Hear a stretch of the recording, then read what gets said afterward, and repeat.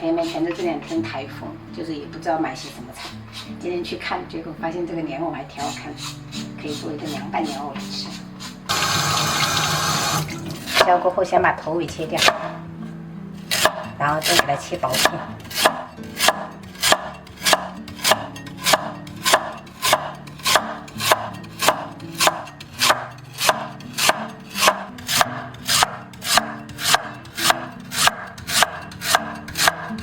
你这莲藕切的比我厉害多了，我切不了这么均匀。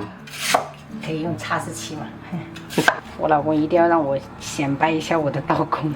对，这个切的比我好太多了。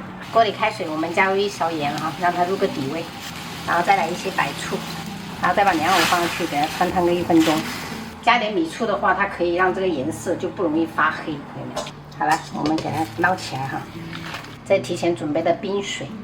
做这种凉拌菜最好是用冰水给这个食材冰镇一下，给它吃起来会比较清爽。凉拌菜我们都比较喜欢加多一点的这种蒜末，再切点葱花、白芝麻，芝麻用来鸡油也很香的。然后就是辣椒面，我用的是这种不辣的这种干碟哦，这种比较小孩子能接受。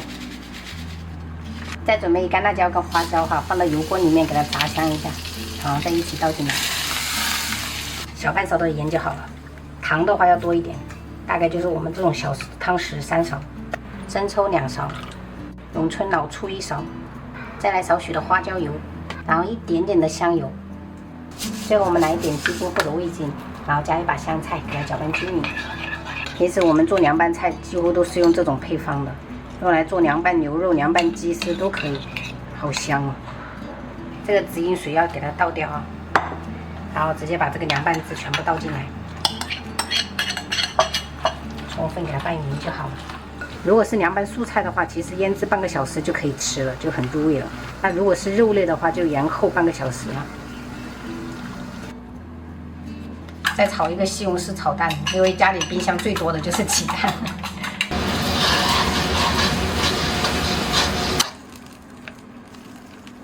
今天还给小朋友们做了2年烤翅，这个是上次去大超市没用完的，今天没去菜市场就派上用场。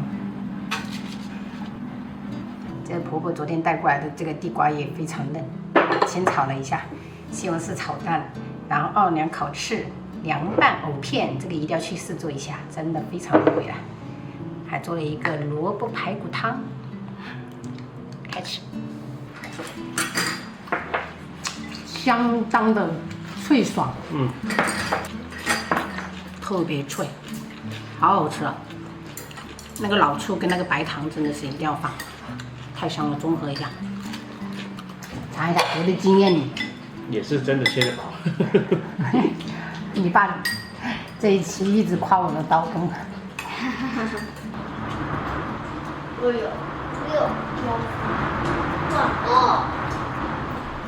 太大。我们下去，刚刚不是下去拿快递吗？我差点就被推翻了。老二他是，他这样子拿快递的。